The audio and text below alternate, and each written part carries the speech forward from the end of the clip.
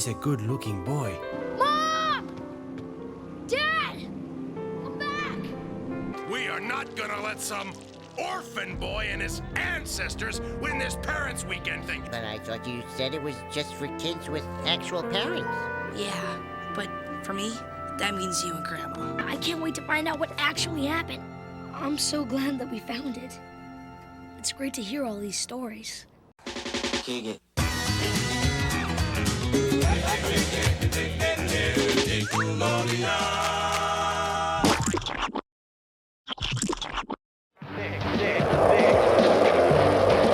Welcome to Splat Attack, a 90s podcast honoring the slime-filled past.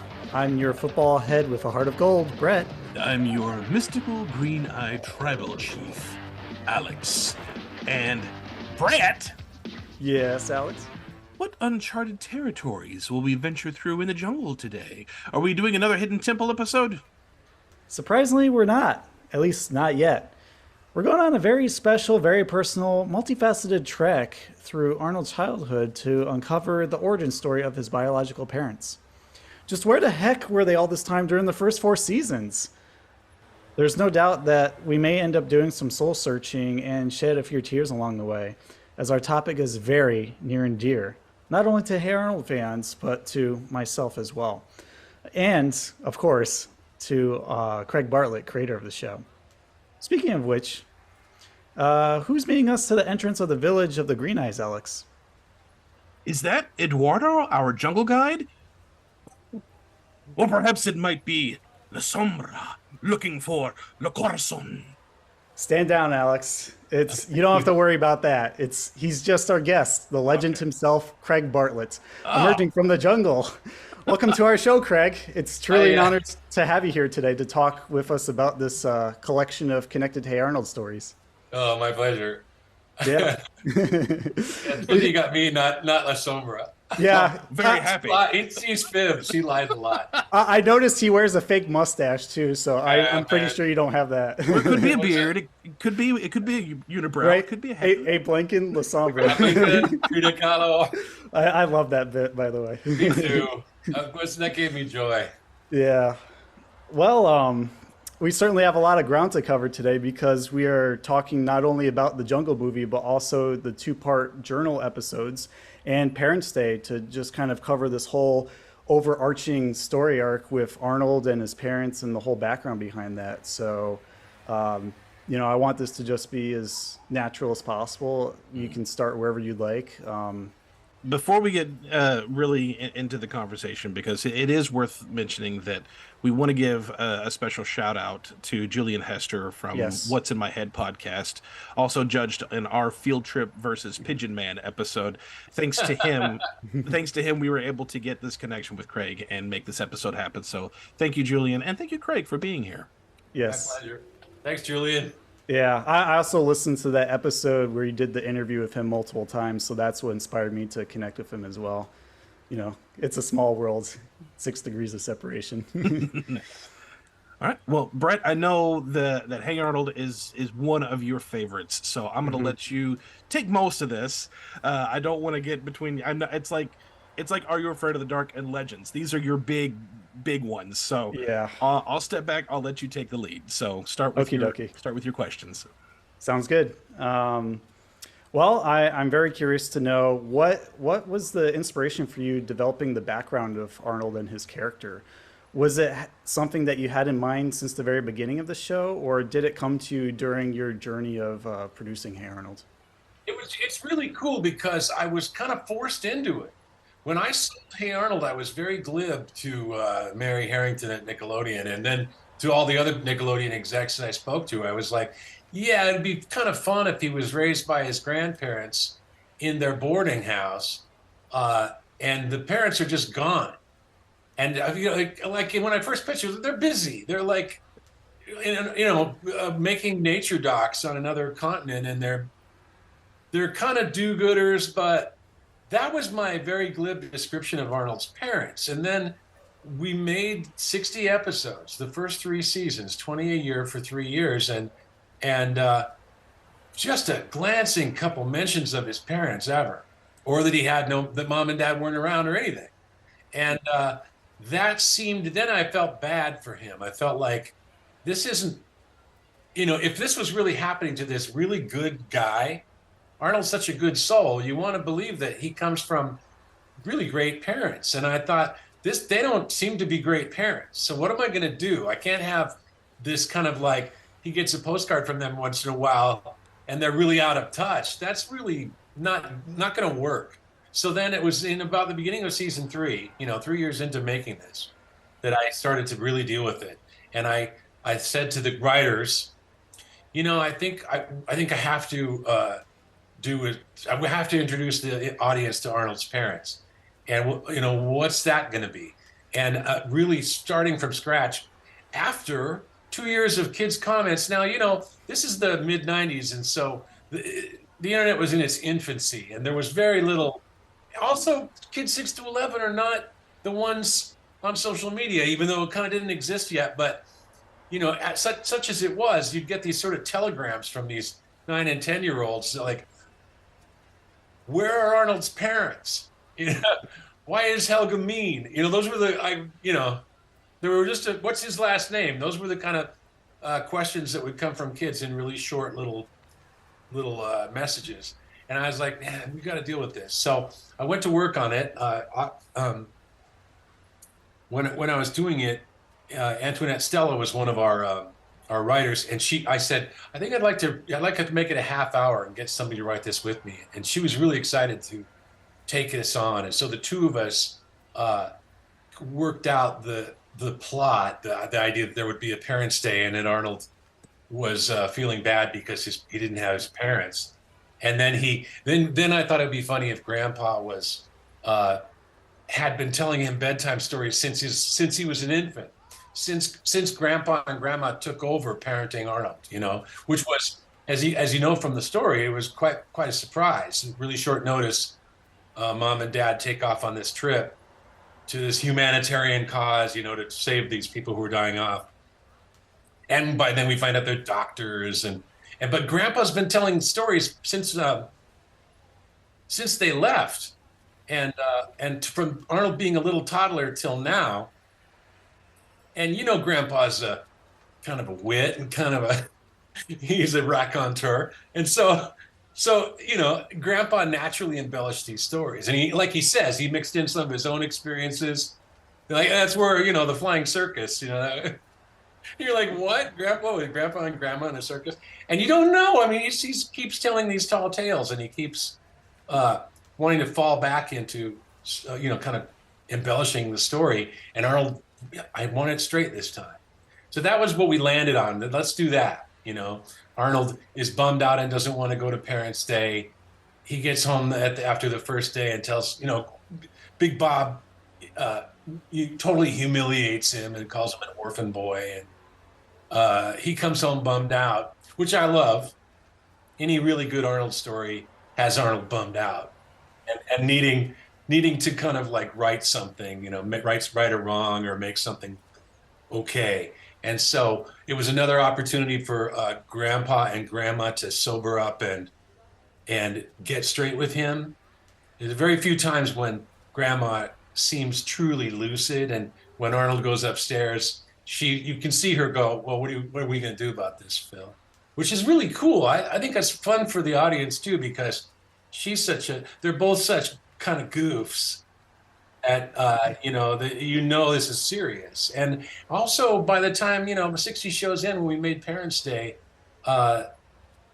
we knew what our superpower was. It was to make the kids feel, do something emotional, generally kind of sad. And I had Jim Lang's incredible music at my disposal, and so I said, let's get really epic with this.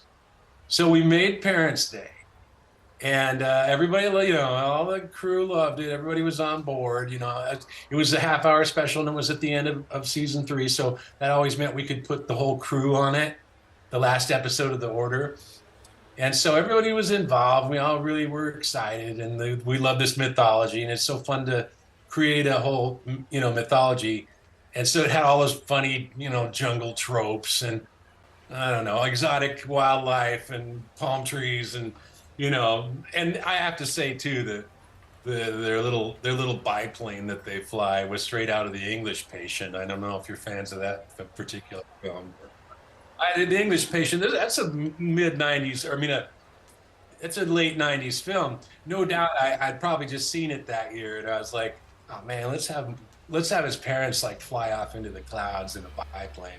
Joe Purdy, who didn't write on the Parents' Day, was saying, "What the hell, man? You sending his parents away in some rickety biplane? What are you doing?" When we finished it and looked at it, we were like, "Uh-oh, it's even sadder than before." You know, like we introduce the parents to Arnold and then have them fly away, a la English Patient, and it doesn't look good. The prognosis doesn't look good. It looks like his parents flew away and probably died. And so that's where it was at the end of Parents' Day. And so, you know, that was it's the end of season 3. That would have been the end of '97. I would have written and recorded that. It didn't come out for a while. Nickelodeon hung on to it with some kind of vague idea about like maybe their idea was to release it to just get people involved before we made the Jungle Movie, which was going to be our first feature film, the first Arnold movie. And that was very much how Nickelodeon worked. They were like, okay, we've got 100 episodes. The show's popular, has a lot of viewers. That means we have enough that we could just bank these and kind of rerun them. And in the meantime, we should elevate Hey Arnold into the next level of franchise, which is movies. And but unfortunately, it looked like Arnold. The first Arnold movie that they released was Arnold Saves the Neighborhood, and instead of, because we were developing the Jungle Movie, and they were like, well, this thing's ready to go, let's put it out. And since it didn't perform like, make the kind of money that they needed it to, they were like, maybe Arnold's not big enough to be, franchise. Maybe it's just like 100 episodes and thank you very much. And so that's kind of where it stood when the first movie came out in about 2002. As far as they were concerned, we were done. It was like, we gave it a shot, and that's what happened. But it was, to me, it was like, just as a creative person with a series that meant a huge amount to me, it was a very frustrating way for things to end up. I had 100 half hours and a movie that didn't, he saves the neighborhood, but it didn't, take you to the next level. And to make matters worse, while we were waiting to kind of find out what's going to happen, our crew was all going to be, run out and let go.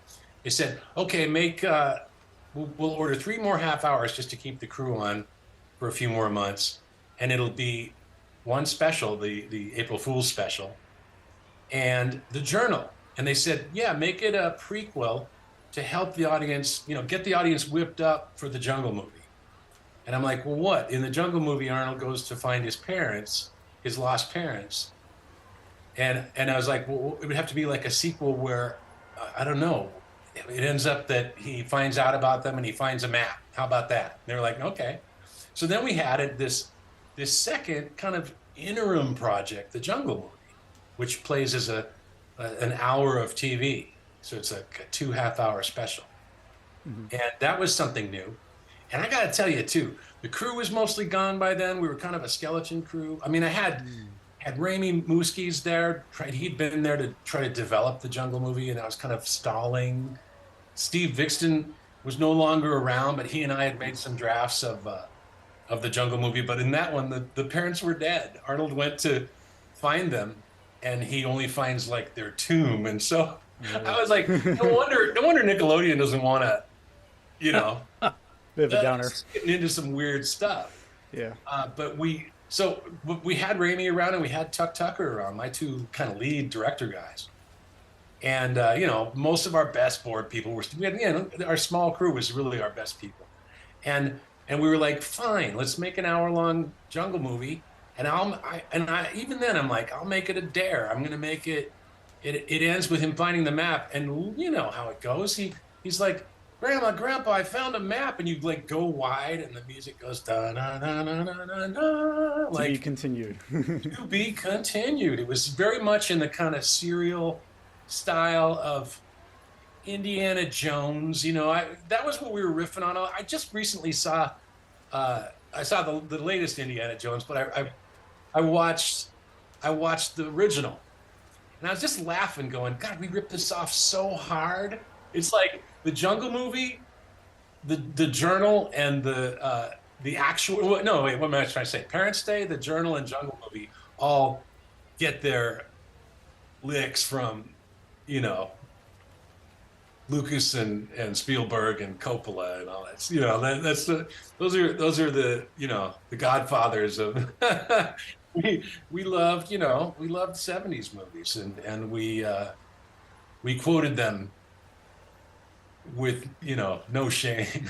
and anyway, so that's how we got there. We in a really goofy, unplanned way, I found myself having to come up with Arnold's mythology after 60 shows, because I felt bad for him, and I felt bad for the audience too. I'm like, this kid, he's an unusual kid, and I think it's because he's been raised by his grandparents and he's had a really alternate, you know, family life, and there's a big hole in his heart, and you don't know why. You kind of like it. We come to learn what's going on, and you know, he wants to find his lost parents, and it's good. There's, you know, a lot of good material there, but you know, I felt like I kind of had painted myself into a corner when I finished the Parents' Day special. I wanted him to. Then I'm like, somehow I got to have him find his parents. So the Journal ends hopefully, and then I was out of show. I didn't have any work at Nickelodeon for 14 years, and finally, you know, a new administration came in. Russell Hicks was the chief when he invited me back to Nickelodeon and said, "What do you want to do?" And I said, "Hey, listen, I'd love to make more Hey Arnold, but if we do, we got to start with a Jungle Movie." And he says, "What's a Jungle Movie?" And I go, "Oh, well, you know." And I made a PowerPoint. That was my whole presentation. Yeah, I made a PowerPoint. It was like Arnold 101, because I knew Russell was a great guy. Why would I expect him to know all the episodes? Of course, the execs never do. They don't watch the shows. You know, the fans know every episode, but the you know, the bosses don't. And so I made a PowerPoint for Russell and somebody from Paramount office, and just was like, you know, the kind of movie division. And I said, you know, meet all the characters. Here's the main themes. You know, Helga secretly loves Arnold, but, you know, then she confesses to him in the first Arnold movie. But guess what? Arnold, you know, they have to rush and save the day, and so Arnold never tells her back how he feels. And I said, you know, the audience out there who love the show and have now become adults and, you know, have careers of their own, and, you know, and hopefully some of them have kids, and they're, you know, bringing their kids up on Hey Arnold too. They have 3 questions. What's his last name? How does he really feel about Helga? And what happened to his parents? And I said, the Jungle Movie will deliver those 3 things. And there was a lot, you know, that I started developing it with Steve Vixton, and he kind of fell out of the picture. John Greenberg, also another Arnold writer, worked with us on some drafts, and we made a bunch of stuff. But then it went into hibernation for, you know, 12 to 14 years, something like that, and in which I didn't think it would ever happen again. And then when I got the chance, I thought, this is fantastic. I want to start from scratch. I want to, there's some things I want to hit. You might remember I posted a picture that Raimi made in 2002 or something, where Brainy's holding the locket, and it's got the pasted back together picture of Arnold. That was an idea we're like, totally. They will get on a cruise. They will go up a river a la Heart of Darkness and Apocalypse Now. They will be finally kind of like tricked and kidnapped by La Sombra. And I think even the idea that he was going to pretend to be Eduardo, I think, was even in the early drafts. I can't remember. Some of the big plot points we figured out, you know, when we made the actual Jungle Movie in 2017. But there were a lot of things, original things that were in there that I wanted to somehow I would just kind of reshape the whole thing, and I would deliver all those things. Helga would have that scene in the boat on top of the like crow's nest when Helga's like grabbing Arnold and going, come on, I love you. What's wrong with you? And Arnold would be like, a boat, like, he's always getting an escape route, And then I thought, she's gonna make these tremendous sacrifices. The idea of the locket and that whole device was something that Raimi and I came up with in the final version of that. I love that. I think the locket, then the fact that Helga has been carrying this locket since she was a 3-year-old or whatever. She's been carrying it through her life, hiding it, losing it, getting it back, hiding it, losing it, getting it back. And then carrying it to San Lorenzo and then putting it in the machine because the real Corazon had fallen off into the chasm. And then her locket waking up Arnold's parents and saving the day was so, once we landed on that, it was the group of people who worked on the Jungle Movie script. Once we landed on that, I was like, oh my God, this is great. It reminded me like of a Kurt Vonnegut science fiction story or something. It had a really weird, the kind of like, it's kind of like something that like, what are the green-eyed people kind of controlling the future from I think they're very spiritual and they kind of have a kind of a dream state where they communicate with each other and kind of send kind of coconut telegraph messages down the river and stuff. So it all seemed really like, wow, this is perfect. And it was funny too, like always when I'm making a story, sometimes I'll get deeply into it and go, oh man, is this just all, when this comes out, are people going to just be scratching their heads going, what is this?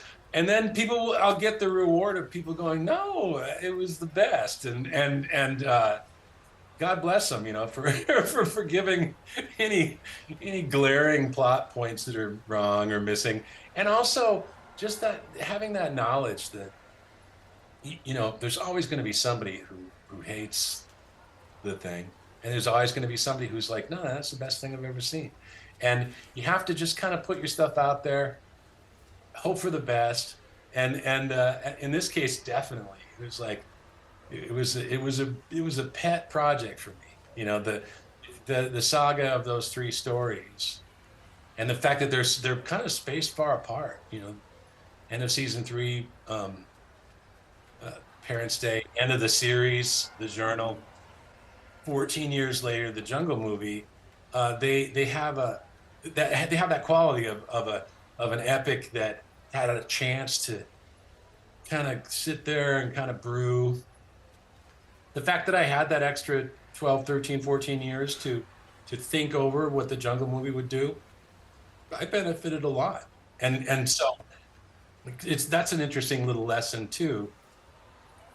Just because you don't get what you want, just because you feel like, oh, I had my chance and now it's gone, doesn't mean that, maybe things are supposed to go that way. Maybe I was supposed to become independent in my thinking and not really depend on anyone else.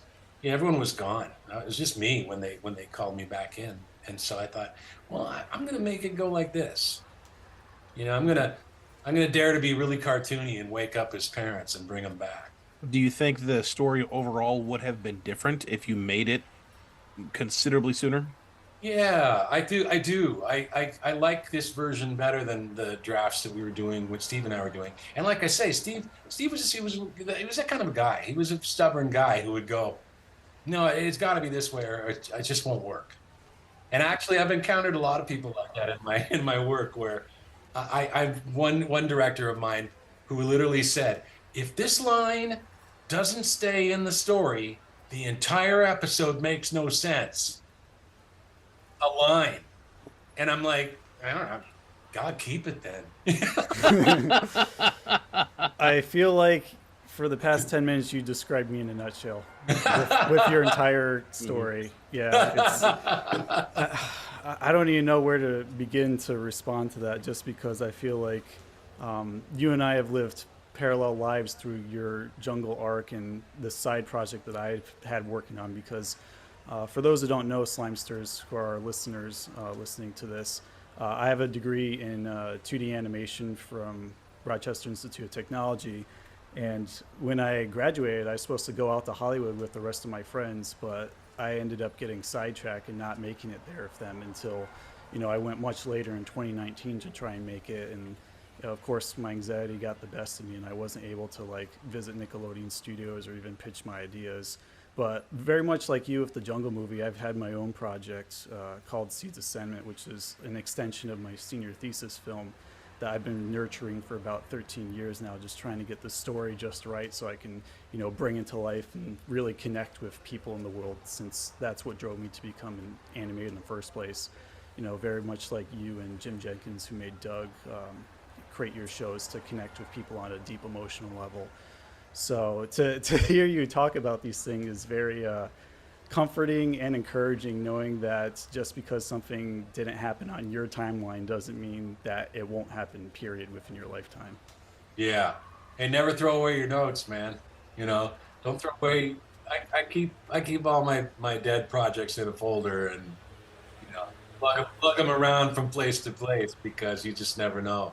And I think, I've, in all the years I've been working, and watching things go up and down, and there have been 3 major crashes at least in the time that I've been making cartoons and telling stories, and it just makes me think, not only do you need to hang on to your stuff, but also a door might open, and when it does, be ready to just jump through the door, because if the door opens and they're like, yeah, anyone ready, then they close it, you're like, damn.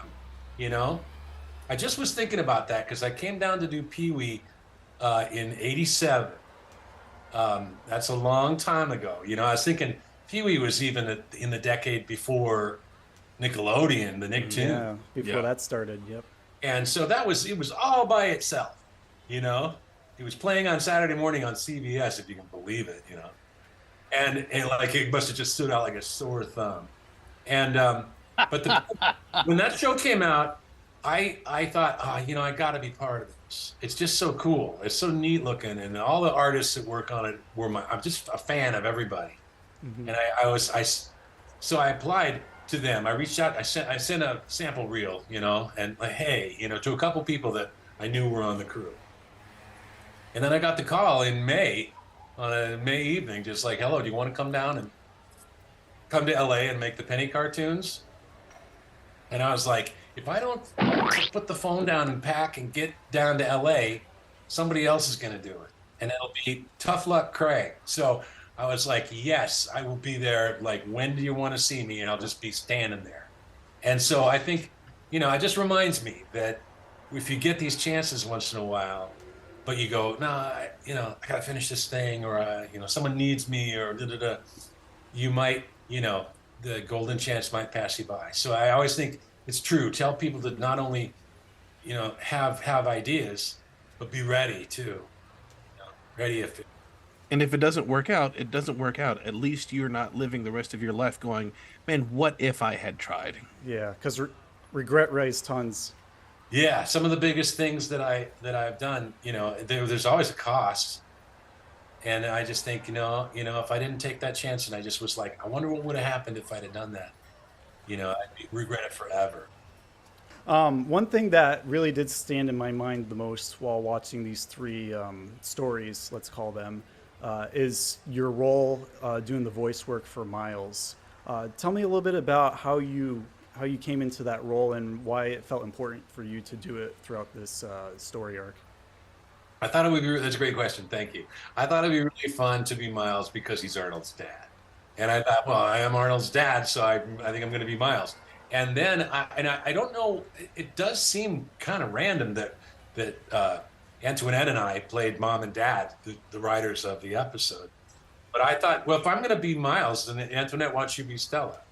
And Antoinette is a writer who had come to LA to be like an actor. I want to come and be an ingenue in the movies. And her career was so disappointing. She was like, this is stupid. I've got to think of something better to do than try to be a an ingenue. And so she started writing, and her career was born. And I knew, though, that she was an actor, and I knew she could do it. And then it was super fun. Then it was like, when we were recording it, we didn't have to explain to any actor what it was we needed. We were just like, we wrote it, so we played it. And then even all the looping that required, there was a lot of ADR because, I don't know, they're swimming in rapids and falling off cliffs, swinging on ropes and going like, you know, and it was really fun to loop it with Antoinette too. It was sort of like we were able to be the producers of that thing from idea to post, you know, and a lot more from me because Antoinette was just on the writing staff and had other things to write. But, you know, I always took the post-production really seriously. It's by far my favorite part because the work is done and you're just going to make it better, you know. I should add too, mixing the Parents' Day episode was really a trial because I cried and cried. yeah, I cried and cried watching it because Jim Lang's theme song is just so overwhelmingly brilliant. I went out at lunch. Someone was going to come pick me up, and we were going to go to lunch. And I was standing out on the sidewalk out in front of the Post place in Burbank on a sunny, hot day, crying, going like, what is wrong with me? You know, I have got to stop. Why am I? And it's funny too. That's part of it. Like when you do stuff that's all about emotions, and you have truly sad stories and stuff like that, and you're kind of going for it. I mean, I would really go for it. I thought it was, you know, I like Lang. He would do scores that were so good at it conveying, you know, Pigeon Man, you know, the end of Pigeon Man. You know, that music, you're just like, come on. And so he understands gravitas so well. And for a guy who can be as funny as he can, he really knows how to just like, like when we were mixing it, he was like, Arnold dreams and Grandma and Grandpa are in little planes with him and they all fly off together. And he said, mix up those French horns. The French horns mean it's going to all be okay. And so he's got that kind of idea, like an oboe says this, a French horn says that, a trombone says, a tuba says that. And so anyway, you know, with Lang in my, toolkit, I was like, look, this is what I'm going to do. I'm going to make a lot of sad stuff because we were so good at it. And so, but I did. That was one of those moments where it's like, what have you done? Why did you make this? I mean, and also I should add my kids were Arnold age kids then. Katie was probably 6 and Matt was probably Arnold's age. Matt was probably 9 when I made it. And I took the tape home like I always did. Once they were fresh out of the oven, I'd bring the tape home and play it for the family at night. And they watched it, and then I turned it off, and Matt was crying. And he was a very stoic kid who cried very seldom. And so I was like, oh, uh-oh, Matt's crying. And he looked at me, he said, why did you do this? Like, what? You know, and it's as simple as that. Like, you introduced me to Arnold. I've known this guy for years now. You know, he's kind of part of the family. Why are you putting him through this terrible stuff? And I'm like, I'm sorry. You know, I don't know. I'm gonna have to do this. Daddy's got to do this. I mean, it feels good to cry because it's a very healing emotion and allows you to get deeper than just laughs. So you're totally right. Gandalf said it best. He said, "Not all tears are an evil." Since we had already just mentioned Jim Lang, do you know how he came up with that melody for the Parents' Day? He went off for a couple days. We were really on a schedule. We would bust out so much. Jim had to make so much music and get it recorded. He recorded it himself in his studio, and he had a horn section that, his basic rhythm section, his horn section would come in weekly and do a bunch of cues. And so for something like this, luckily it was it was a special at the end of the season, and so it had that going for it where we could all kind of lavish a couple extra weeks on it because it was, we're mopping it up. So he took the time and he went off for a couple of days and he said, okay, I'm sending over the Parents' theme. You better like it. I hope you like it. If you don't, we got a problem because I really love this. So I can tell you, Jim really loved Parents' Day, and he wanted. I remember the recording of it was really important to him too. He was always getting some new digital board. Always like, oh, I got this great new sample. Wait till you hear this horn sample. It's unbelievable. And so like when there's an orchestral like horns going, that kind of crazy sound, kind of a slowed down horn sting. He got that sample like in the middle of the run and was just like, hey man, listen to this. but he I remember he had a new digital piano, and he didn't want to do it on a real piano, and then he wanted to do it on this digital one, and then I think he did it on a real one. And, he was really going back and forth on that. Like, I need that really super great grand piano for that theme. Also, I don't know. Yeah, man. I mean, in the making of these cartoons, there's always, talking about gravitas and stuff. I like to start with the kind of lighter, funnier one for the A show, and then kind of go out with something a little more, for the B show. So you can kind of sit on that and go into the music at the end. And we often started, by third season, I was starting to do custom playoffs. Well, no, we did it right away. I mean, there was examples even in season 1. The baseball goes into that hilarious like ballpark Oregon, and then we had to do that because Lang's beautiful baseball score, another one of his very best, rings off beyond the 11-minute mark.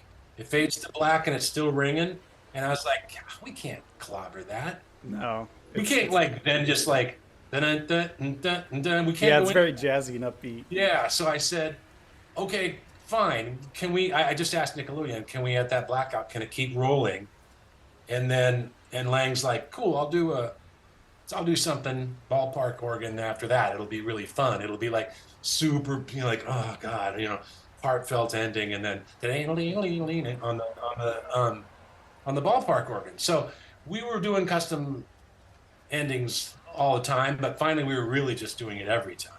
And Parents' Day did the same thing. Arnold flies away, and it starts, and it just continues into the credits, and that's like a super important emotional cool down in my opinion.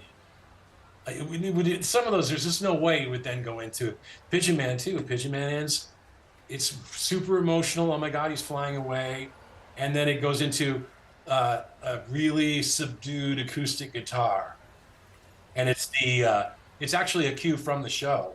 It was a piece of music from when Arnold and Vincent were walking around on the rooftop, and he's explaining who he is. Yeah, I remember it now. And so those were all like, we'd be like, dude, we made this half hour that's super emotional. I don't want to just hard cut at 11 and start playing that main end credit music. What are we going to do this time? And so that was super fun, and we had complete freedom to do what we wanted. Nobody ever gave us notes on any of that stuff. Jim's music was so kind of sure-handed that Mary, our first 2 years, we had Mary Harrington as our exec, and then she moved on. And we had people after that who had less control over what we were doing. And Mary just was like, oh, dude, Jim Lang's a genius. I don't have any notes, and I never will. So he had an insane freedom, and was surrounded by his fans. I was just like, I was just sitting there going, I can't believe how lucky I am that I live in a world where my composer is over here. What am I, the emperor of, I feel like it's in Amadeus, Salieri or Mozart, Right, that's what you like. Yeah, that's what I love so much about, this common thread that we've been noticing through all of these shows that we're celebrating on our podcast from the 90s. Well, most of them early to mid, some later, but mostly early to mid, is that they had this creative freedom from the higher ups that just said, hey, we trust you. You know what you're doing, even though we don't know what's going to happen.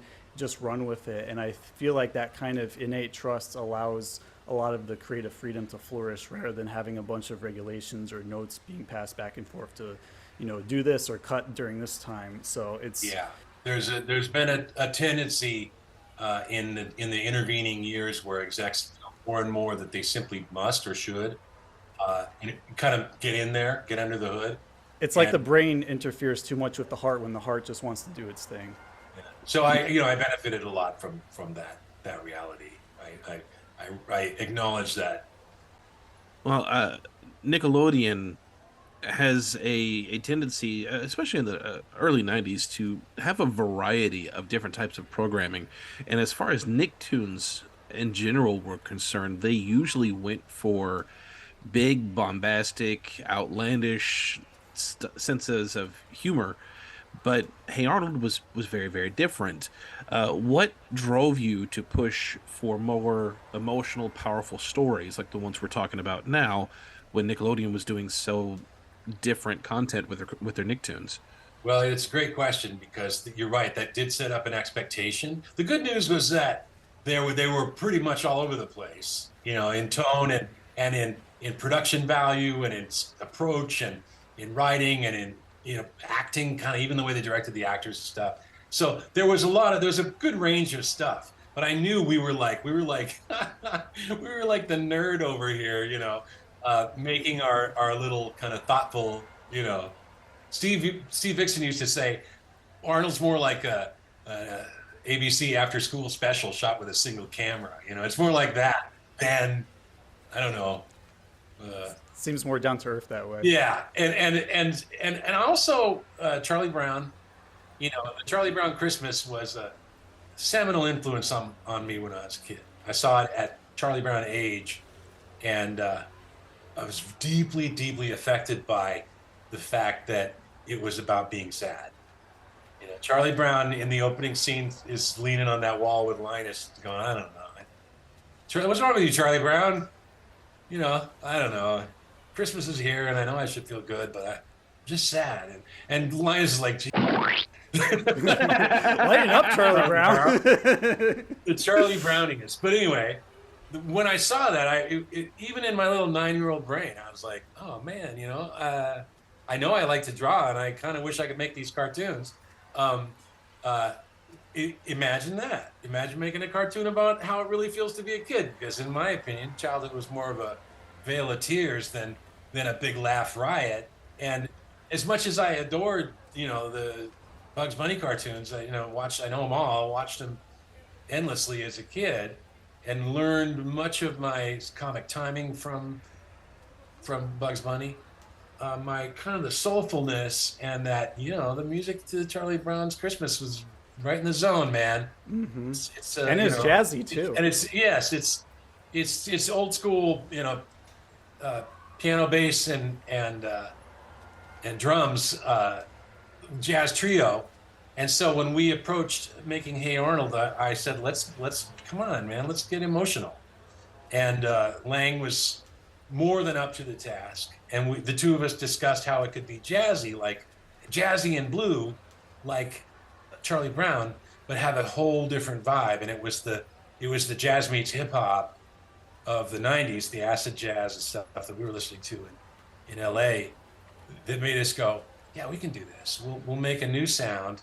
Also, God, man, your audience is kids. Everything they're hearing is for the first time. And so, you can be sitting there ripping off Apocalypse Now, and they'll think this is cool. And then much later, they'll finally see Apocalypse Now and go, hey, I saw that first on Hey Arnold. Right. Yeah, it's funny how the things like this influence us, and then it imbues itself in our work later on as, our inspiration coming to life, because I was also really much into Charlie Brown and Peanuts growing up. And there's just something really different than other cartoons that really sucked you in. And I think it has to do with the realness of the emotion that's being expressed, because it's not all sunshines and rainbows and comedic jokes one after the other like you would expect. Which is more topical. It gets down to real issues like being depressed or not knowing what to do if a girl likes you. And the kids really are like relatable. Kids, but they kind of have adult problems, and they use adult vocabulary, and there's great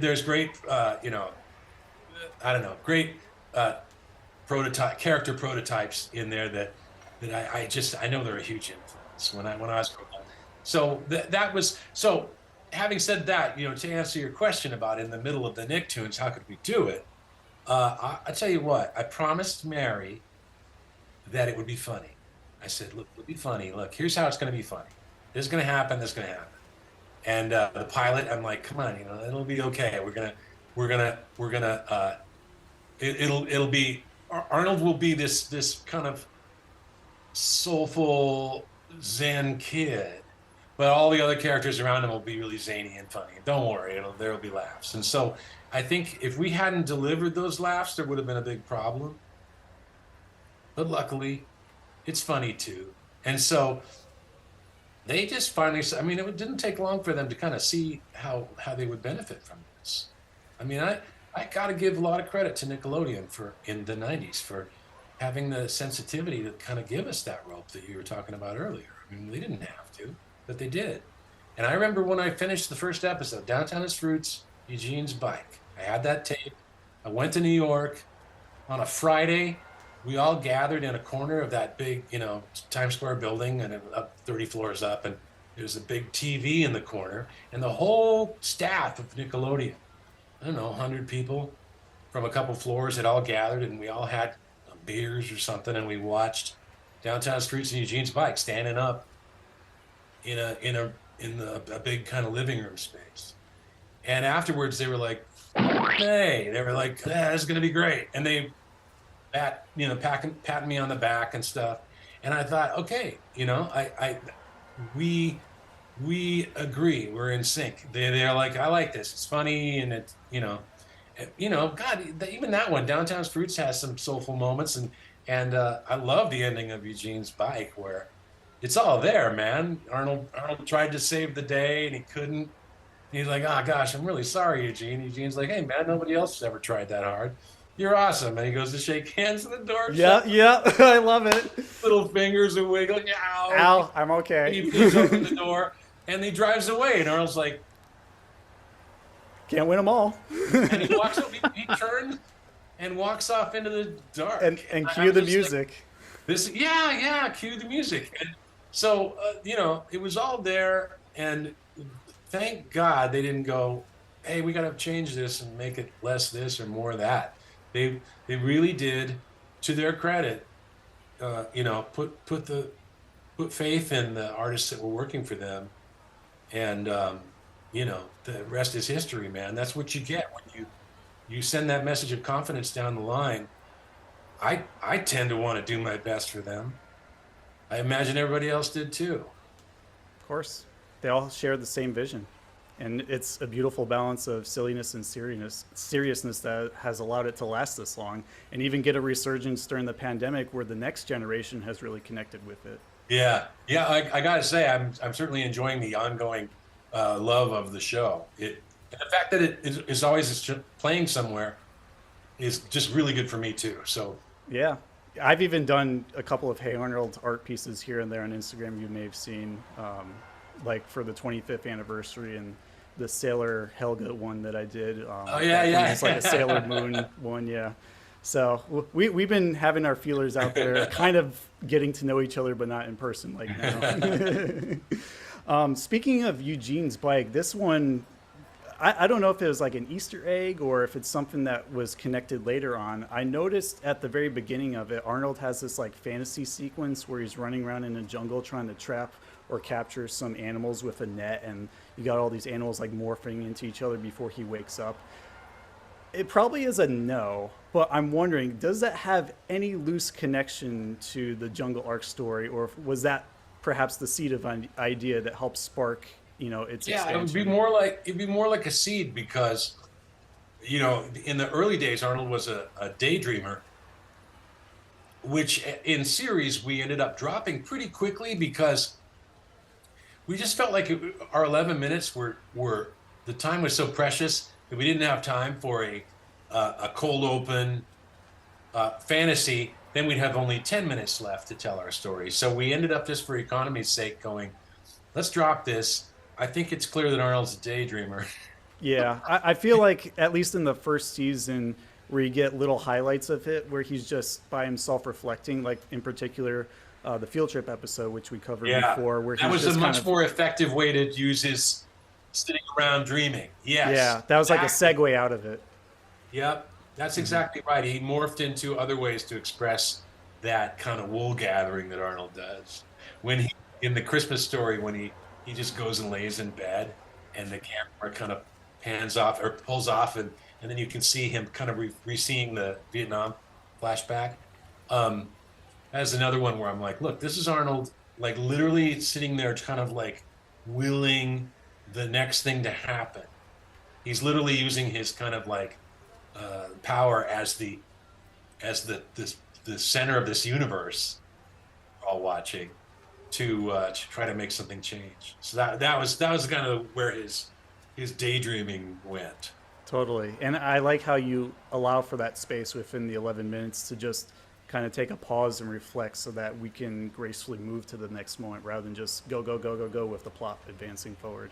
You know, sometimes you need those stop gaps to no make kidding. the story Anytime that you want to get more epic in your storytelling, you have to be able to change the dynamic away from a typical 11-minute cartoon. 100%. Well, Brett, I think we have time for one more question before we need to let Craig go. Oh, man, it felt like 2 seconds. I know, it's gone so fast. Oh, we'll have to have you back on again. Man, what's the most important question on this list? Yeah, I'll give you two. Take it away. You guys get two questions. Okay, right. I'll get one, you get one, Alex. You start. All right.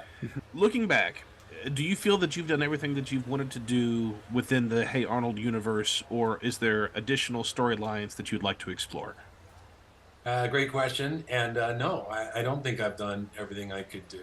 It's really, I mean, it's bittersweet because I'm perfectly willing to believe that maybe they'll never, you know, the current administration has all the Arnold they need, and they don't, you know, for whatever reason, they don't want to revisit. Even in a time when all networks are falling back on brands and original stuff is so hard to make, it's a very hard time to start an original cartoon. So you would think they would, but for whatever reason, that, you know, they're sticking with what they're doing, and so yeah, I think I may not make more, you know, original Arnold content, but I would do more. I've got, you know, feature ideas and spin-off ideas, and so I'm just kind of chilling, and, you know, I'm kind of my kind of archive of Arnold stuff, I'm sort of curating and, you know, doing my Instagram thing. I've noticed a lot of original cells have been popping up in your feed, which I appreciate because we can notice all the glorious little details like the shadow it's cool behind to see the cell. that. Yeah, right. Yeah. They're beautiful compared to the tape that the show's on. So, you know, it gives me something to do. But in the meantime, I just figure I've got to kind of wait until another administration comes in that, like Russell, who was like, there wasn't anything, but for him it was just like, hey, why don't we make some more? It was as simple as that. And when I came in, it was like, let's get going. And I couldn't believe it after all those years. I was like, it was like the meeting that you would have made up in your fantasy, you know. And so I'm happy to. It's really, you know, in all my years of doing this, you know, the ups and downs are hilarious. And there's times when you're just like, oh my God, I'll never work again. And then you know, then something else happens, and, you know, personalities change, people at the top change, and you know, the business itself changes constantly. So, you know, you just kind of go, when the times are good, you should probably try to be as present as possible and enjoy them as much as you can. And when times aren't, think about what else makes you go, what else makes you happy, and concentrate on that. Right now, I want to see the world. You know, I'm kind of travel like Miles. Maybe become an anthropologist. my inner anthropologist is coming out. So yeah, that, you know, I would make more stuff, and I feel like it's very, what can I say? It's the most beloved thing I've ever done. I have a much larger audience for that than anything else I've done. So yes, I would. On that note, with the final question for the episode, with all the things you've done for Harold, and specifically the Jungle arc story, being able to wrap that up and fully explore Arnold's background and have his parents reunite with him, is there any one valuable, or rather invaluable, takeaway that you get from producing that and seeing it through completion after all the changes and all the waiting you've had to make it? My takeaway is that, who would have guessed that instead of just getting green lights all the way, here you go, Craig, you want to make the Jungle movie, Instead, there were all these obstacles, and the plug got pulled, and the lights got turned out for all those years. And instead of it hurting the project, I think it helped it. And I think it even helped it in the sense that the real kind of core audience was the audience that had grown up on Arnold in the first place, and probably not the current 2017 audience, 6 to 11-year-olds that were watching the Loud House right then. They didn't probably care as much about it as the adults who had grown up on it naturally. And so the time for them to have all that, like, how hard people were trying to bring back the Jungle Movie, and all the fan, they kind of grew up with social media and all those efforts to do petitions and all that stuff. So people got to participate in that little rebirth and that little miracle in a way that I think was really gratifying for everybody. And as a content maker, I loved that. I enjoyed working on all those teasers and all that silly stuff we did. I mean, everything about that process was super fun. Reuniting with the cast, and God, just such good times. People coming in, Dan Castellaneta and Cass Soucy, and Maurice LaMarche, all the people who played the adults came in, and they just all were like, wow, this never happens. How cool. And so, yeah, it was really, my takeaway was it was a huge success. And I remember when the movie came out, it got like 100 in Rotten Tomatoes. I don't know where it's at now, but when it first came out, it was like playing 100. And I was thinking, I've never had this kind of success. I've never done a single thing that was so unanimously loved by people. And of course, there must have been some haters, and totally people would be like ragging on the Jungle Movie for something. But in a time as cynical as, well, it was 2017, so it wasn't as bad as it is now. But because I think social media, I'm not complaining. I use social media to my advantage every single day, and I play it just like everyone else plays it. But to normally, even then, it'd be really hard not to have somebody have something mean to say about something. And so just to make something that was so universally welcomed and enjoyed by people, God, that weekend when it opened, a Saturday and Sunday, I just read comments all day. And we're living in a time where it's perilous almost to read the comments. It's like there's so much hating going on that you got to make that choice sometimes. I know a lot of creatives who go, I don't read my reviews.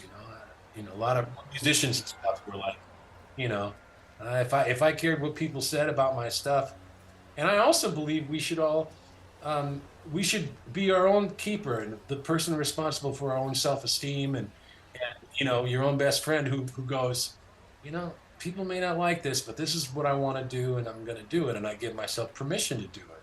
And I'm a big fan of that way of thinking, and yet I'm still like, I'll be really happy about one day. I'll be like, why am I all happy? And I'm like, oh yeah, somebody really praised me.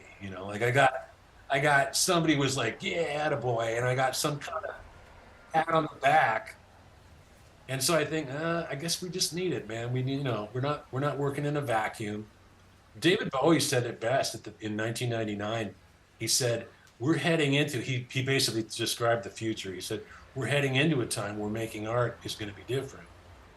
We're going to make art, and then the art won't be complete until people have, weighed in on it and passed judgment on it. And then when everybody's participated online about what they think of it, then the art is done. And he was kind of like, we're heading into some weird, but he called it because he's right. And so we cannot make stuff in a vacuum now. We can't, I think I'm not, I love to talk about my shit. I can hold forth about Hey Arnold for days, that's just my nature. I can say, I love to tell stories, and I'll tell them again. So it's not like I'm, like Stanley Kubrick going, The work speaks for itself. I have nothing to say.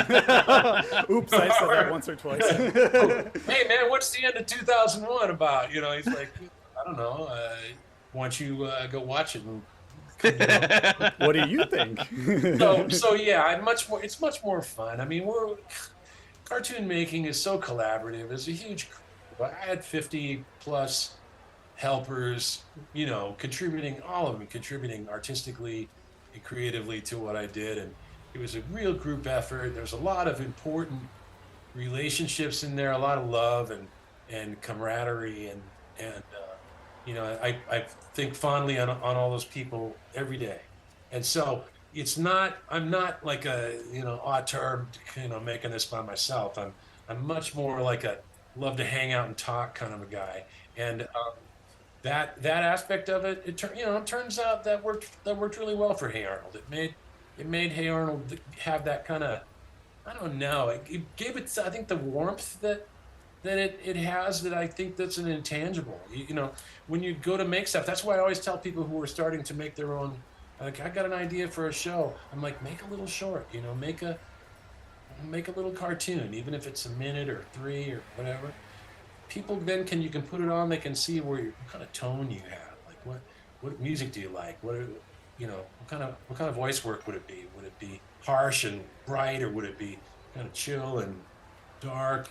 And that aspect of it, they're intangibles. When I look at Hey Arnold now, with the benefit of 30 years retrospective, I can kind of see what I set out to do, and one of them was to be kind of warm and give you a good vibe.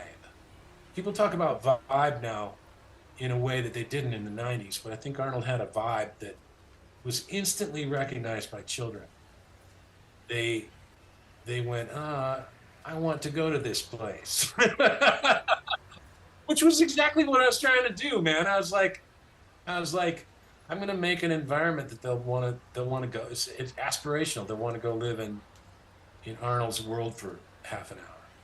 Yeah, that's very beautiful to express that. Just build a world that you want to step inside, because that's really what making cartoons. Yeah, that's what cartoon making is. We're making a universe from whole cloth, unlike live action, which always has to have some kind of, it has many reference points that tell you you're in a real world.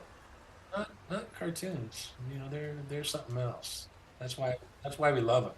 Yeah, that's why I got into them as a kid too. Like, even though I explored different avenues with music and building and some other stuff, I always gravitated towards drawing cartoons, just because I could do things I couldn't normally do in other mediums, and I love the freedom of that, where you can just make something up and slap a story and a few characters together, and voila, it's living and breathing and has a life of its own, depending on how many people believing it and will collaborate together to see it fully grown.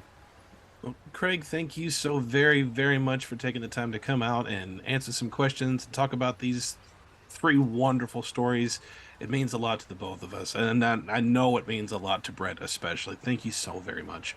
You're leaving me speechless. Yeah, this has been truly an honor. So if you ever want to come back again to talk about Hey Arnold or Rugrats or anything else you worked on, you have our permission. Just say when, and we'll make time for you. All right. Well, take care, y'all. Stay well, man. Don't get the cocoa. All right. Well, with that, the episode, all you Slimesters, is not over yet. We've still got some more that we're going to go over between the two of us. So stick around. We're going to go to a quick commercial break. We'll be right back.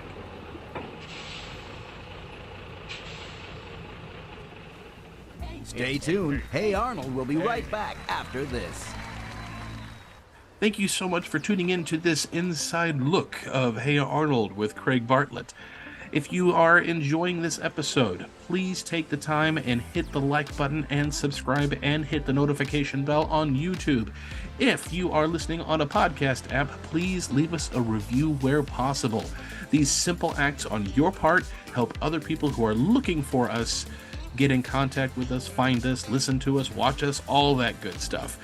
Also, please leave some comments down below, interact with us. If you have any questions, comments, feedback of any kind, you can always find us on Instagram, as well as all of our socials, Facebook, Reddit, TikTok, all that stuff. Mostly Instagram and Facebook is where you will find us. And also you can always email us at splatattack2021@gmail.com. Tune in next time, Slimesters, when we go deeper into the jungle using a secret map found in Arnold's dad's journal to uncover the 30th anniversary of Legends of the Hidden Temple. Told you we'd be getting to it. We'll be doing a deep dive into the history of the show, along with getting a slew of first-hand perspectives from several contestants who have braved the challenges Olmec and Kirk threw at them, and how the show's legacy still impacts the fans today. And we may just run into a temple guard or two and some people who work behind the scenes, so it's going to be a lot of fun. You can find all this retro-rific action and more only here on Splat Attack. What happens when the family wants to go on a road trip, but no one ever leaves the house? That's exactly what happens on this Clarissa Explains It All episode called Road Trip. Join Brett and I as we talk with Alan Goodman about this very episode, along with some other memories that Alan Goodman has shared with us. You will only find this episode available on Patreon. Go to patreon.com/splatattack to get access to this episode, as well as a backlog of many episodes that we've had. Since Splat Attack has turned 2 years old, you now have access to our top 5 birthday episodes, our Little Bear episode, as well as our Super Specs episode review for free. If you enjoy these episodes, please consider subscribing to our channel and enjoy the nostalgia. And now back to Hey Arnold, only on Nick. Alrighty, we're back from our commercial break. Thanks to this machete that I happened to find lying around, I was able to cut through all the different jungle leaves and make our way to the Green-Eyed People Forbidden City, and we're going to talk about, these 3 episodes, more or less, now. So for the episode info for each of these, starting off, we have Parents' Day, which is Season 3, Episode 60, or from Season 5, Episode 6 on the Shout Factory DVD. Its air date is May 10th, 2000, though it mentions 1998 in the end credits under the Nickelodeon Splat. It was directed by Larry Leakleader and Tuck Tucker, and was written by Craig Bartlett and Antoinette Stella. And of course, the music is by the great Jim Lang. And for the journal, we have Season 5, Episode 99 to 100, because it's a 2-parter. And it also appeared as Season 5, Episode 19 and 20 on the Shout Factory DVD. Its air date was November 11th, 2002, though it mentions 2001 in the end credits under the Nickelodeon Splat. It was directed by Rami Musquiz and written by Craig Bartlett, Michelle Lamoureux, and Joseph Purdy. And the music, once again, was done by Jim Lang. And lastly, we have The Jungle Movie, which is the made-for-TV movie. Its air date was November 24th, 2017. It is directed by Rami Musquiz and Stu Livingston, and is written by Craig Bartlett, Joe Purdy, Laura Srebny, and Justin Charlebois. The music, once again, was done by Jim Lang, and this Jungle Movie takes place right after the events of the journal, as Arnold is heading into 6th grade with all of his friends. So let's start off with our thoughts and impressions of Parents' Day, Alex. Since, this is a special topic, we're not going to be as detailed. We're just going to give a quick, couple-minute summary of what happened. Would you like to start with that? Sure. So anyone who has listened to our previous Hey Arnold episodes, this should not be a surprise to any of you. But for those of you who are fairly new, I am completely green when it comes to Hey Arnold. I remember seeing Hey Arnold when it first came out in the theaters for Harriet the Spy, but that's really the only thing that I had seen, and I don't even really remember it that well.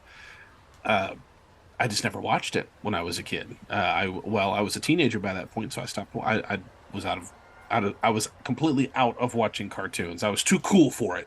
Well, see, I was slightly younger than you, so I happened to catch Hey Arnold when it first aired downtown in its fruits. I didn't even know about the pilot that was with Harriet the Spy until later on, but I was pretty much there from the beginning and watched it nonstop. which may explain why I have such a deep memory of season 1 in particular in 1996. And the series has really a strong fan base, which I have noticed being within the 90s Nick circuit for the last few years.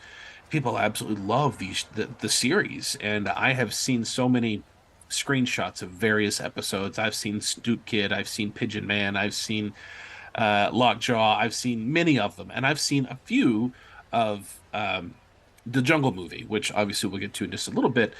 So, but it's all new territory for me, even though I know some of the quotes.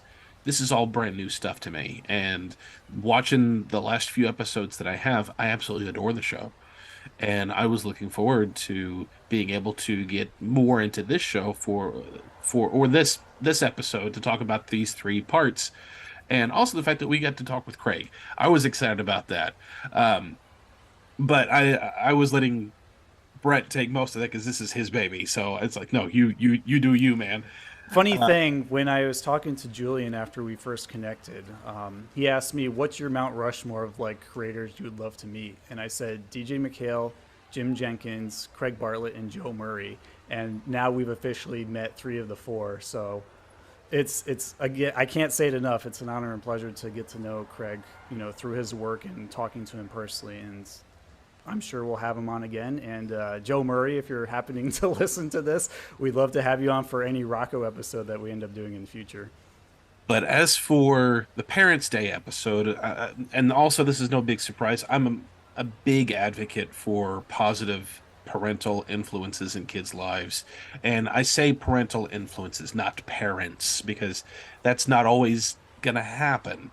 And kids need a good, strong set of parents, not just one. They need a set, in my opinion. You can disagree with that if you want, but I'm always the big advocate for the dad. I've said that many times, but in this episode, it was really fun to see what he considers to be his parents. Because we obviously have seen throughout the entire series up to this point where it's been grandma and grandpa, and he's always been there for other people, at least as far as I know. I've not seen every episode, but I've seen enough to know that, get the general idea that he's always there to support others. And I don't recall a whole lot of episodes when people have had to have been there for him. There may have been some, I don't know them right now, but I think more times than not, Arnold has been there for others. So to see this episode where he is not wanting to celebrate Parents' Day because his biological parents are not around, and then to see grandma and grandpa trying to, they're excited about Parents' Day, and they are the parents, so they're excited, but they respect him enough that once he said, I don't want to, they didn't go after him in terms of, but we got to do this thing. We got to go. This is for school. I wanted to go. They didn't do that. They weren't selfish. Mm-hmm. They completely shifted gears and went straight to, he's upset. Understandably upset. We need to try to support him and be there for him, even if that means just giving him some space, which, again, I think is highly commendable because you don't see that in kids shows. Usually they're just berated the character over and over and over. No chance to breathe. And but grandma stopped with the goofiness instantly and told grandpa, go talk to him. And then he was being receptive. Do you want a story? No. Is there something I can do? No. Do you want space? Yes. Okay. And here's your breakfast. Like the next day, here's your breakfast. I'll leave you alone. And I think that's super sweet. That's a realistic relationship where you can understand where the child is upset, and then to learn about your parents a little bit more. And now you realize that not every parent is biological mom and dad. Parents can also be considerably older brothers and sisters, because that's happened. Aunts, uncles, cousins, grandmas, grandpas. There's so many families now of different walks of life. As long as you have that older person or people who are there to care for you and love you and support you and help raise you. That is a parent. And I loved that he recognized in this episode, my grandma and grandpa are my parents. And I want to, at a Parents' Day, to celebrate with them. And I also am so happy that they did not win. They did not win the tournament, the whole thing altogether. I knew Bob wasn't going to win it. I was like, no, there's no way Craig is going to make. Too selfish. Yeah, that's not going to happen. But also, Grandma and Grandpa, there's no way that they should be able to sweep this thing. And I noticed in the background that what was the other girl's name? Phoebe's and Phoebe. her parents won. Yes, I kept noticing that Phoebe was winning a couple, and I was like, okay, they're gonna do the thing where she wins, and they're not. She's an overachiever though, so it's very fitting for her to win. And to see that even though they lost, they didn't care. They were still happy, and this whole episode just. It sings the whole thing. This triple S, full tilt. Oh, I'm so glad you said that, Alex. Because here's my thoughts on Parents' Day. So I didn't get a chance to say it while we were just absorbing Craig's ultimate wisdom of the universe, but I really connect with this episode. I dealt with a lot of childhood trauma where I've had a few instances where I felt like my parents abandoned me, and those moments where like Arnold's having a dream when he was a baby of like, Mom, Dad, where are you? And just everything's kind of twisting and warping, and he's trying to reach out for anyone to save him. I really connect with that without going into too much detail, and just being able to have, your family there support you, even if they're not your biological parents, they're the next best thing. Your grandparents is really important because it helps to know that you have a cohesive family unit that understands you. It doesn't just have to be mom and dad. It could be your siblings. It could be your grandparents. It could be your aunt and uncle, whoever you really resonate with. And my grandmother and grandfather on my mom's side, they understood me on that level. They listened to me. They knew when I wasn't feeling that great, and they knew just how to cheer me up. So this was a very special episode for me to watch and rewatch over and over again. It never gets old for me. And of course, at the very end with Jim Lang's, subtle, gentle piano melody, makes me cry every time. I mentioned it as like one of my favorite Nicktoons on our Nicktoon episode over on Patreon, and it still is, just because it has the sentimentality to encompass everything that's happened up until that point as like a cool down moment, as Craig said, to just take it all in, and then, okay, we're going next into the sky, and you're just going to let your imagination figure out where we're going to head next, and simmer on that until the journal is being produced a couple seasons later. So I really like the setup. I really like the event because it also reminds me of Doug and Patty P.I., where Roger deals with not having his father there for the wheelbarrow race, and Mr. Dink steps in for him. It's important to have older people connect with children in that way. So to make a long story short, I'm also going to give this a triple S. It's one of my favorite episodes. I can watch it endlessly. I can listen to it endlessly. And we're going to elevate that into the Splat Attack Pantheon along with Field Trip and Pigeon Man.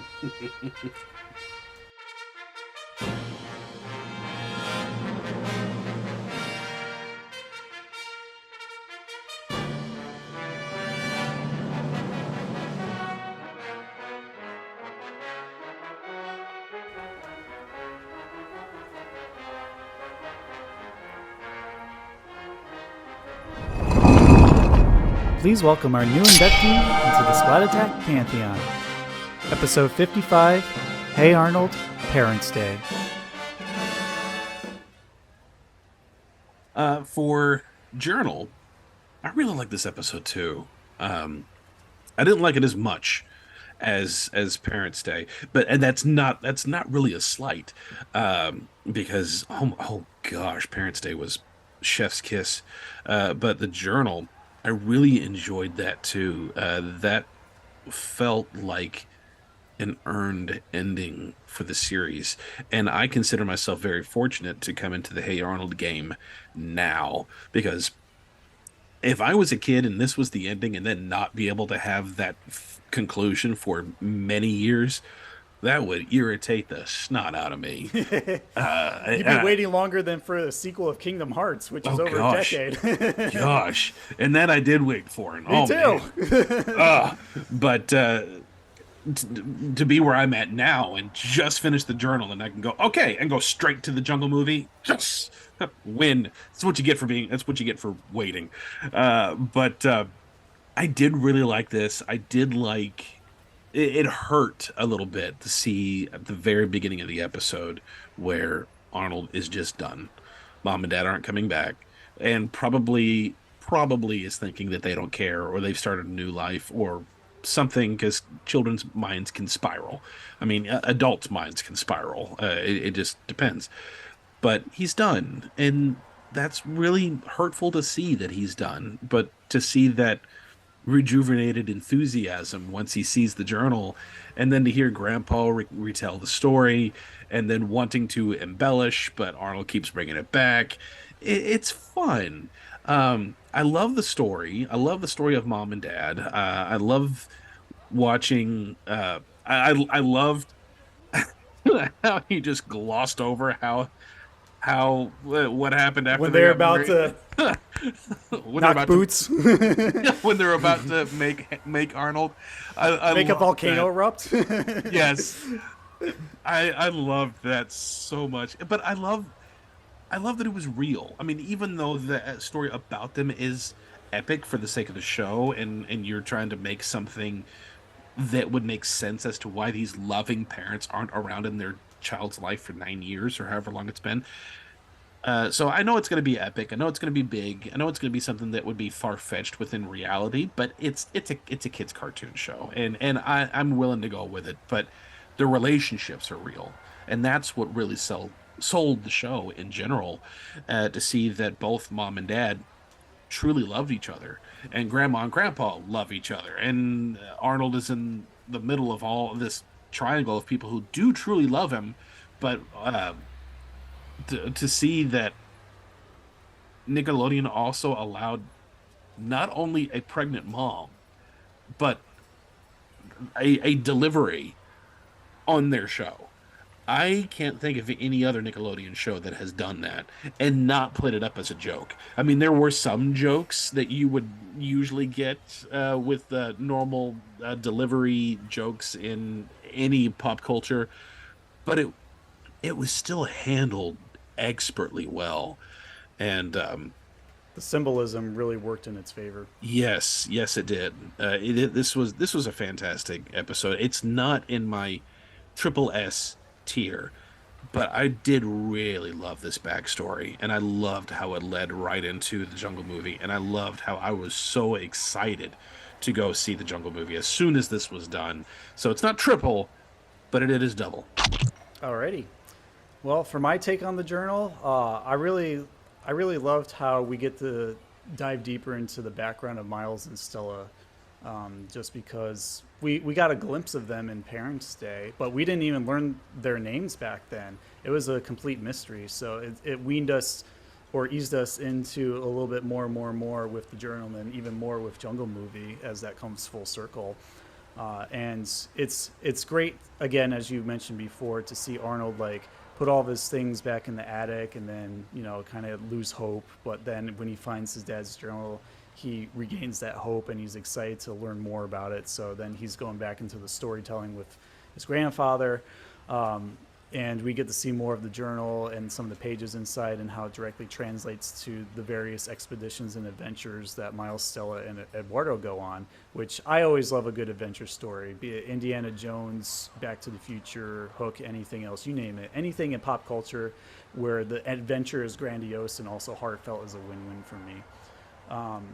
I also want to say that I love seeing all the baby versions of the kids at PS 118 in that later scene when they're walking Arnold in the park and they have to save him from going down the slide. It's just, I love it. It's so beautiful as a character study because none of the babies say anything, and yet you know exactly who they are and what their personality is like by just a few little things they're doing.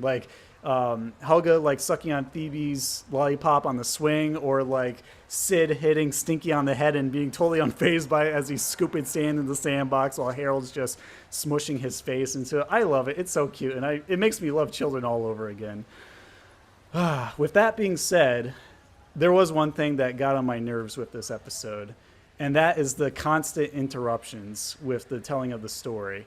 I know, Alex, you find that endearing, which is perfectly fine. And I enjoyed them the first, like, maybe 4 times.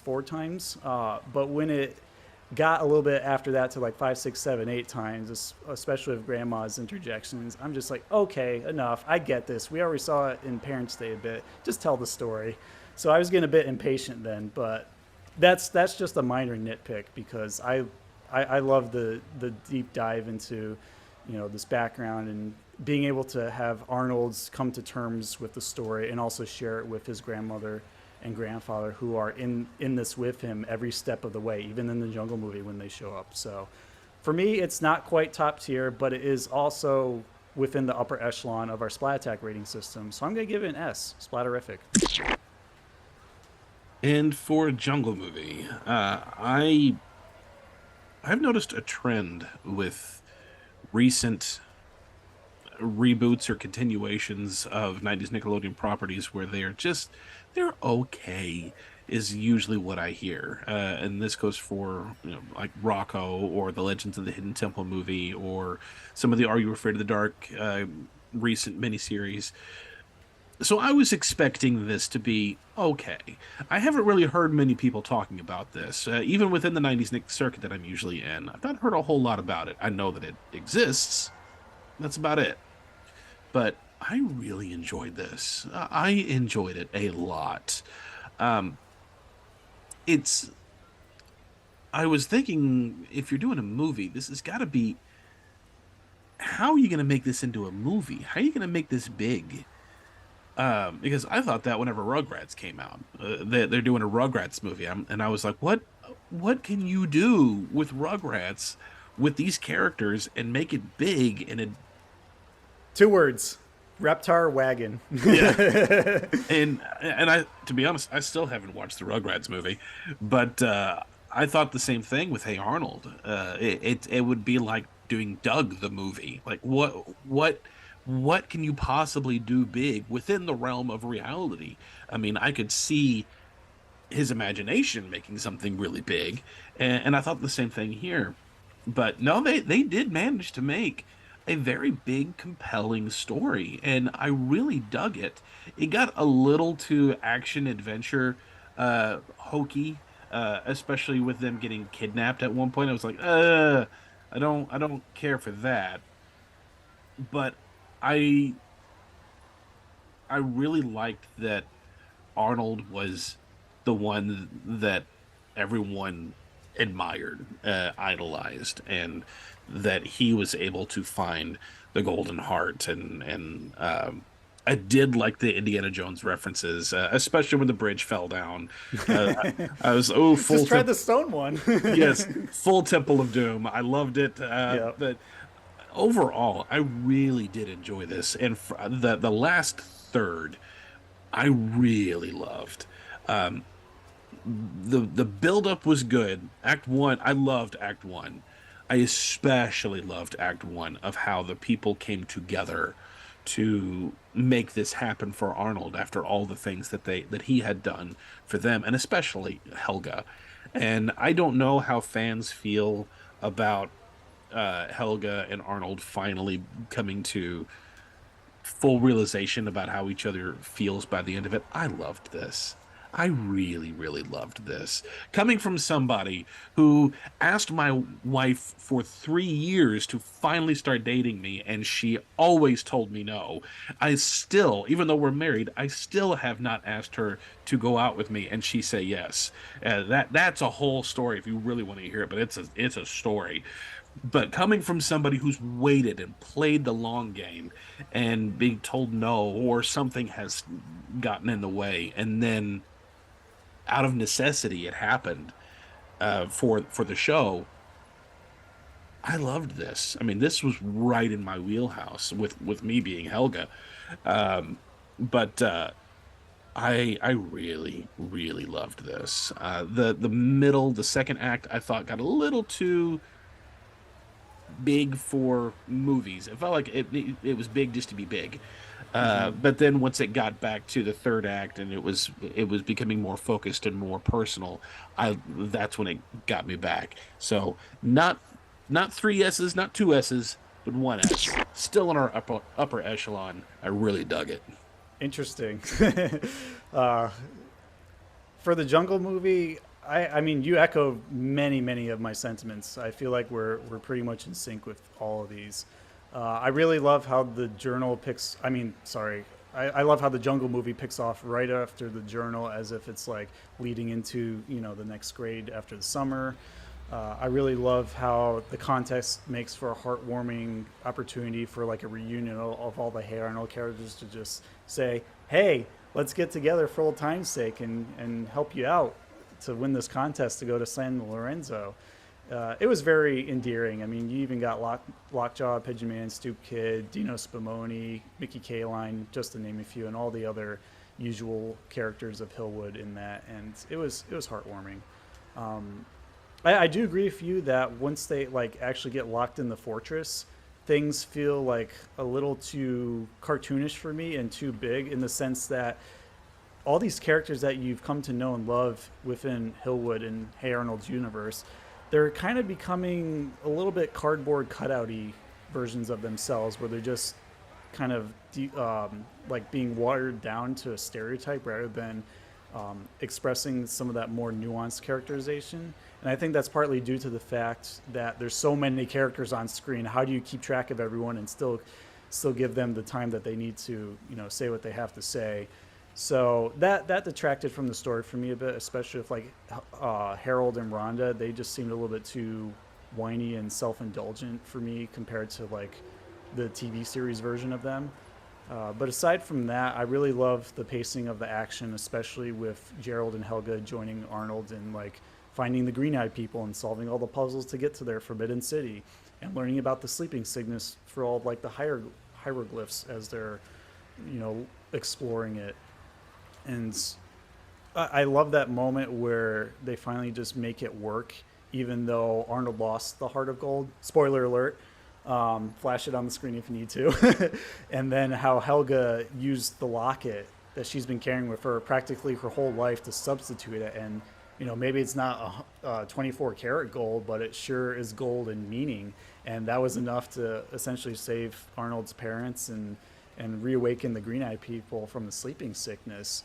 So I really find details like that very heartwarming, endearing, and it's something that I would aspire to do if I were to make an animated film of this caliber. So with that being said, without belaboring it too much, love the villain, by the way, and his like comical maniacalness. That was very entertaining, how he was like a doppelganger of Eduardo. I'm going to give this a Splat standing, a double S. So we're pretty much flip-flopped with the second two stories on our ratings. Right. Yes, solid episodes. All three, all of them in our top tiers. It's great all around. And I am very much looking forward to covering more Hey Arnold on the show at some point. Me too.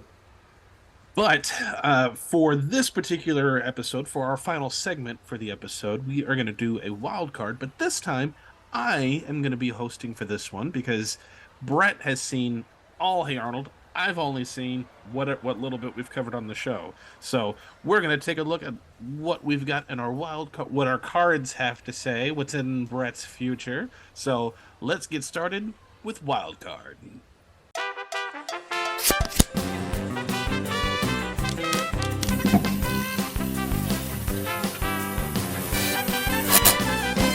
All right, so for wild card, I have all of my cards here: spades, diamonds, clubs, hearts, and joker. And what we're gonna do is I'm gonna have you pick two, since I'm obviously not gonna be doing one, and see if there's any connections between the three episodes that we're talking about for this episode, or if you have any special memories. So pick a card, any card. So many good choices. What do I go with first? Let's go with hearts, because of the whole heart of gold thing that I resonate with. All right, and for that one we have Grandpa's Packard. Ooh, that was one of the last episodes on the Shout Factory DVDs. I don't know what episode it was in order for like the production airing, but I enjoyed that one a lot because essentially Arnold learns a little bit about Grandpa's Packard and it gets stolen from him, and he has to team up with his grandfather to find out who did it after it was stolen from like a car show that Grandpa took the Packard to, which is like, you know, this old beat up car that he takes a lot of pride in. And it turned out it was the Jolly Ollie Man because he wanted to get revenge on both of them for having just the worst day and happened to be around Arnold and Grandpa while he was having it. And he disguised himself as like a wealthy lady in order to do that at the car show. So I give him a lot of props. But in terms of the connection to, you know, the Jungle Story arc, I don't think there is much other than the fact that it is like one of those final feeling episodes, and it's like kind of a quest that's going on where they have to put all the pieces together to get to the end point, the object of desire, to retrieve it. Kind of like, you know, instead of retrieving his parents, they're retrieving that car that has a lot of sentimentality to them. And I like how Arnold collaborates with his grandfather in this episode because they really feel like a team here to solve it. So not as deep a connection as any Hey Arnold fan would think, but there's still a tentative one there. Sounds good. All right, what is your second and last choice? Let's go with Joker. Hook, the movie from 1991. One of my favorites, absolute favorites. It's right up my alley in terms of things that I really love, and it has a similar sentimentality to Hey Arnold the Jungle Movie because it's got a lot of adventure and heart mixed in together.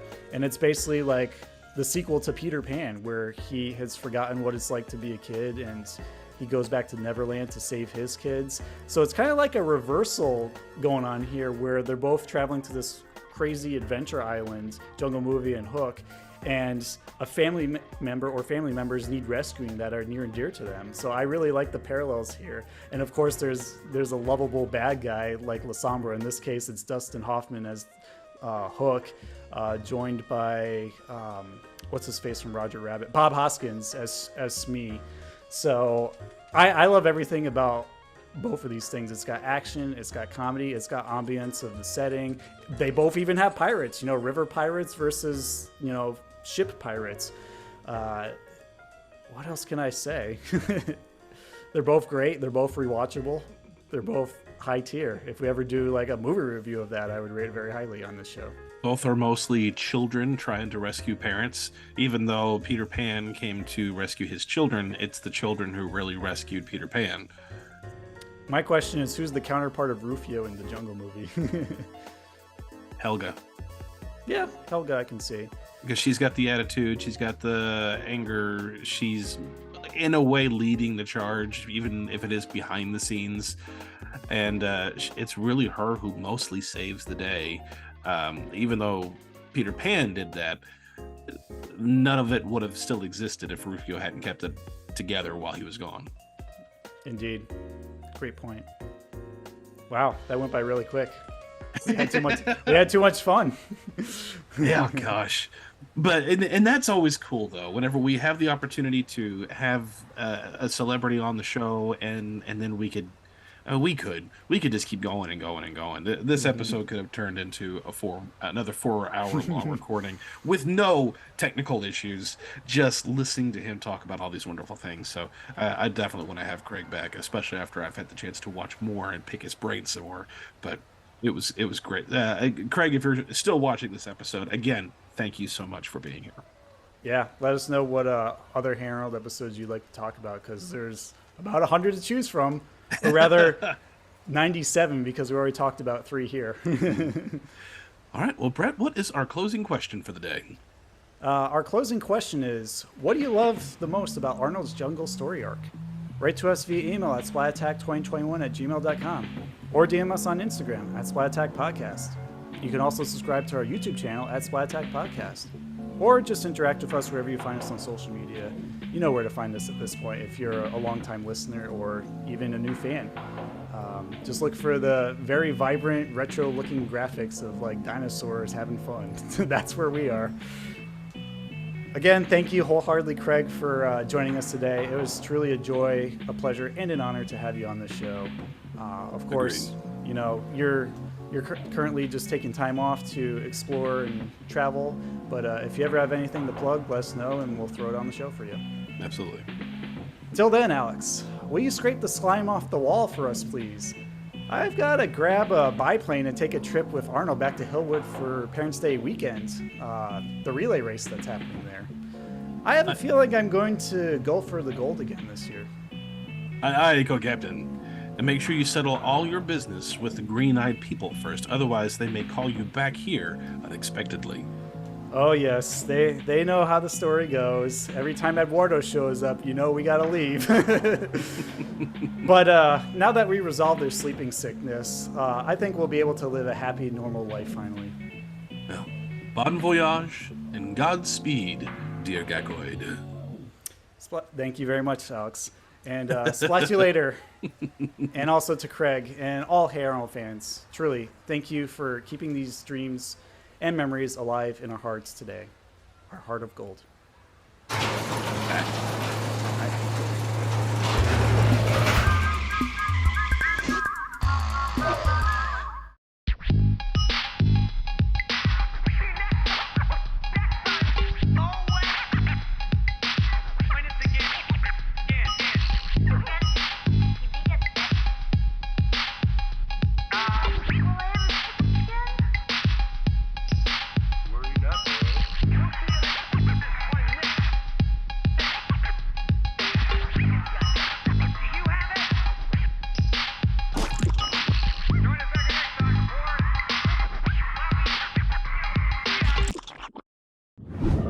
Tell me the real story this time, Grandpa. Our little baby. Our miracle baby. Hey. Hi. Hey, Arnold. We'll both miss our Arnold terribly.